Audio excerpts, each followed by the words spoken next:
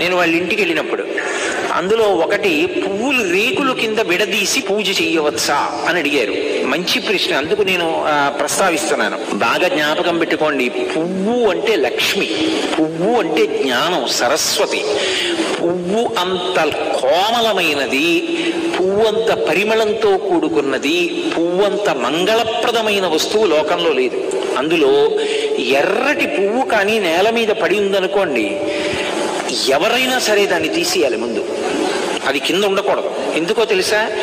ఎర్ర పువ్వు కింద పడి సువాసిని కానీ ఎవ్వరూ తొక్కకూడదు, సువాసిని ప్రత్యేకించి తొక్కకూడదు.